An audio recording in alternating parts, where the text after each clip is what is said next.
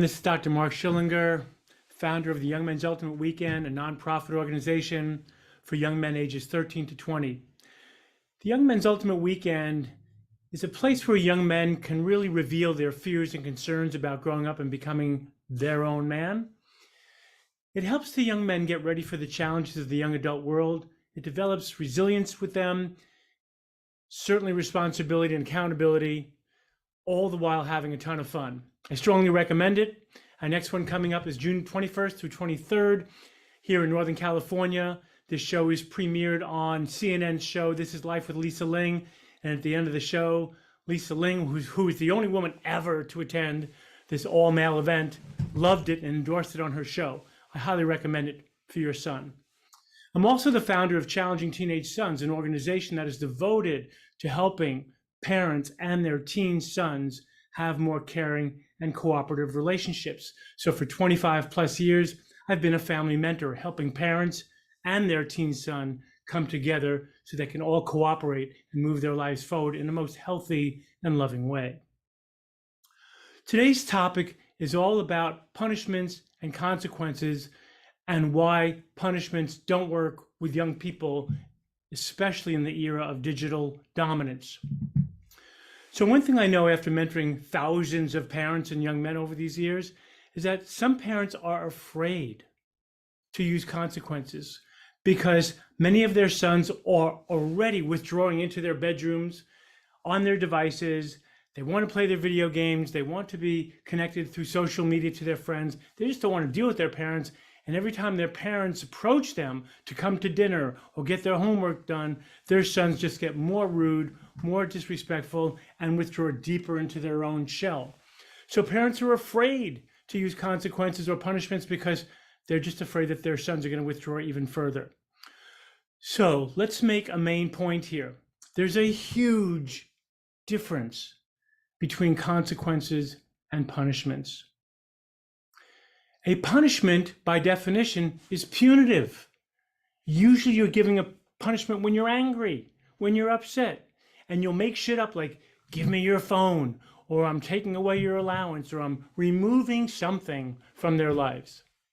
I don't recommend that. And I'm pretty sure all of you that are listening to this or watching this know that when you've tried that, it may have a short-term effect, but over the long term, probably not. Most young people do not respond to take away consequences anymore. They just don't. So here's the point. If you are angry, if you are mean, as young people see it, because they don't see the difference between a punishment and a consequence, they think they're the same, and I'll define the difference in a moment. So if you're angry or upset or just making stuff up on the spot, it is punitive, no matter what you say. So when I mentor parents and young men for that matter, but certainly when I mentor the parents, because I start with them first, the very first thing I teach them is how to relax, how to calm themselves down first, 10 or 15 seconds, using some simple mindfulness-based stress reduction techniques right in front of their son. They stay calm. So if you have something to say to your son, you need to be calm, and especially if there's a consequence that needs to be delivered, you need to be calm, because if you're not, now it's a punishment. Now it's a punishment. They're not going to do it. And if they do it, it's going to be short-lived, the result. They're just going to withdraw further away from you, as I said. And by the way, the research is pretty clear. When parents use takeaway consequences, especially because they're perceived as punishments, they may have short-term benefit, but it doesn't really prepare a young person for the challenges of the young adult world. And when I'm mentoring my parents, I let them know that our biological drive as parents is to initiate our children, our teens, to get their biological drive ready to handle those challenges out there. They've got to be ready. And if you're doing it when you're angry and doing takeaways, they're not going to respond, and it doesn't really prepare them for what's coming. So a punishment is something that's delivered with punity, with anger. They're not going to respond. Their nervous system gets all freaked out. They go into fight or flight. Adrenaline is now running through their bones, just like it is with yours, and their muscles and their skin is filled with adrenaline. They're just all uptight. Nothing can be accomplished there other than more separation and lack of cooperation. Here's what I recommend that you do. I recommend that you start using consequences. I'm going to show you a very simple slide here just for a moment to make a point. This first slide is about being afraid to deliver a consequence. If you're afraid, then typically, and what this slide says with humor is that if you let society do it later, it's not going to go well for your teen. Having a laissez-faire, come what may, they'll figure it out for themselves. May have been true 50 or 60 years ago when I was being raised in the 50s and 60s, but it's not true now. So you don't want society to do it for them. It's our job to do it. And I know that some families or parents are afraid of delivering consequences or punishments because of the threats that their teen makes. Everything from, I'm not listening, I'm not going to go to school, I may commit suicide. I mean, we've all heard them all. And while we have to be sensitive when a teen says, I may commit suicide, and I have a personal story of that in my own family, I am just saying this. If you are parenting from the fear that your child's going to do something dramatic, that's not going to go well for you or that child. They need to know that life is filled with consequences. So on this slide, I'm showing you how I define the word consequence. It's a natural activity of integrity. If you look at the bottom of the slide here, it says integrity. The definition is honoring your own virtues and values and those of the home or the community you live in. A virtue in my model is a one-word quality, like responsibility. That's a virtue. The value is the definition that you, the parent, give to that virtue. So if I'm working with parents, very often I hear this definition or value. Responsibility, doing things you like to do and don't like to do until completion without reminders. So a consequence is designed to get somebody back into integrity or into alignment with the virtues and values that you've established in your home. And that's a whole nother topic that I'm not going to get into on this podcast or this video, but I am telling you that when I work with parents, we have 5 or 6 clear virtues and values picked out and defined so that when you're speaking to your son, you know exactly what you're saying. And then there's a behavior. So you might say, son, I'm asking you to take out the garbage once a week on Wednesday night. That means taking it out, and that means bringing it back in on Thursday morning. That's the behavior that lets me know that you're being more responsible. And by being more responsible now, while you live here in our home, it's going to be way easier when you get out there in the world and have to be responsible. Oh, and by the way, if you're not being responsible, there may be a consequence. Here's what I recommend you say when you're defining a consequence. A consequence is a natural activity of integrity, getting back into the virtues and values that we're asking you to practice while you live in our home. They're not punishments. We're not mad. We just simply want to train you now, while it's easy to learn while you live here in our house than it is out there, to develop certain virtues and values. I want to let you know that the word con means with, and sequence means order. With order. Everything you think, everything you say and see and do, everything will have something come back to you. Everything you think, say, and do will have something come back to you. That's what a consequence is. I encourage parents to say, I didn't create this world. I'm subject to consequences just like you. It's built into the fabric of reality itself. By the way, consequences could be positive. You may open the door for a senior citizen like me, and they may give you a $1 tip.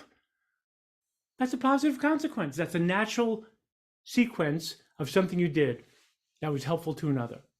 Consequences could be negative. You don't take out the garbage, there may be a consequence. Not because I'm mad, but because I'm training you, helping you get ready for the challenges of the young adult world.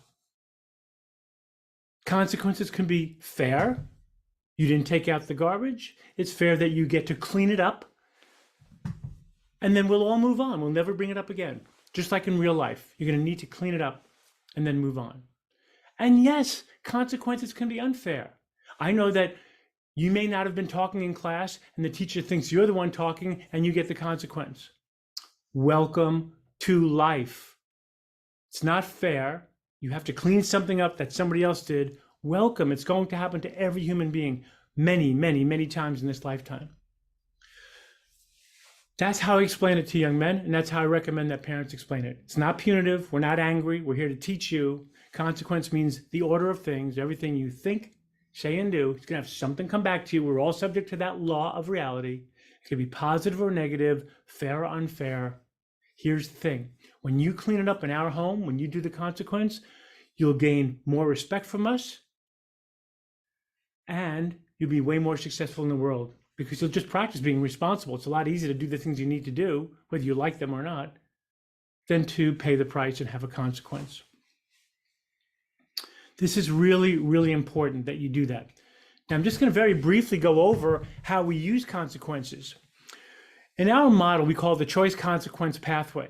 So if somebody's not being responsible, if your young man's not being responsible, you may say, here's the consequence, because we want you to learn the virtue of responsibility, which means doing things you like to do, don't like to do, until completion, and without reminders. So you can serve mom and I, or dad and I, and your two brothers, or your brother and sister for dinner for a whole week.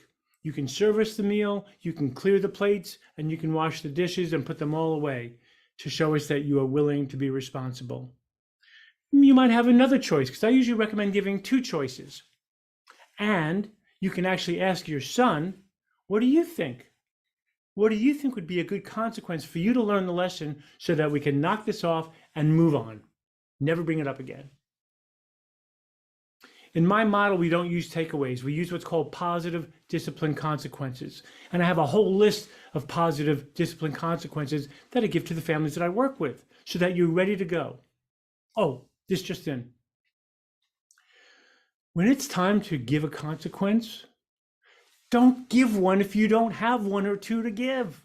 Don't make shit up, because now it's punitive. You can say to your son, I asked you to take out the garbage. You didn't do it. There'll be a consequence like I told you there would be. I'm not mad. I'm just teaching you how to deal with the responsibility now so that it's way easier when you do it later. So let's say they say, F you, I'm not going to do it. What I'm recommending you say is it's not a problem. Like, go be real relaxed. Say it's not a problem if you don't do it. And I just want to let you know that if you don't do it, the consequence that I'm going to then give you is going to be way more memorable and way different because you're not cooperating with us. And that's when you might use a takeaway. I'm not a big fan of them. And if you do, it needs to be memorable. It needs to be something major. Not because you're mad or angry, but because they need to get that they weren't willing to do the consequence that you recommended. So now you're going to give something way bigger. Not because you're angry at all. It has nothing to do with being angry. It's about your biological drive to train, or I like to say mentor, your son to do the right thing. At the Young Men's Ultimate Weekend, young men show up on a Friday night. They don't want to be there. They don't want to leave their friends behind and their devices. They have to check all their devices with us when they show up. And then during the event, the whole event, which by Sunday afternoon, by the way, you should know they don't want to leave. They really respect us for how we treated them. And there's consequences all weekend. They're never punitive. They know they have to clean things up. And when Lisa Ling was at our event and she saw how we did it and how effective it was, she was amazed. She was totally amazed. Because we have a way, we have a method of explaining it to them and how it's going to help them become more responsible and more resilient. By the way, when I use the term challenging, like challenging teenage sons, it doesn't mean that young men are challenging.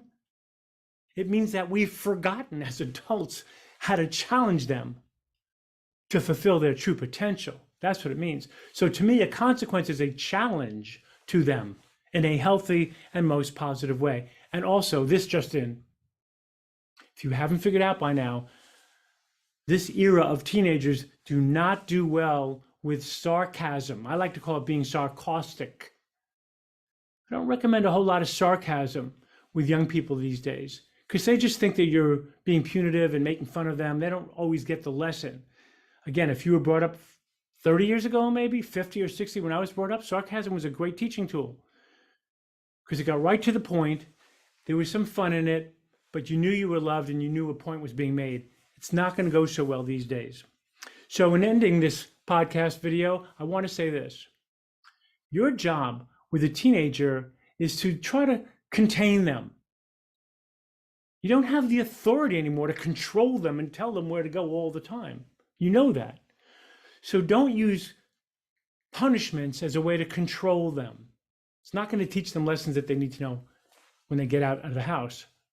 You want to try to contain them, having good consequences, having a list of consequences ready to go. And if you're not ready to go, then just let them know you're going to get back to them the next day, and then you'll deliver it then when you're clear and calm.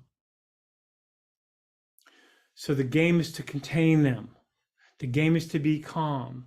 The game is to let them know that consequences are natural. And ultimately and ideally, you need to let them know that when a consequence is handled by them, they're going to develop more respect for themselves.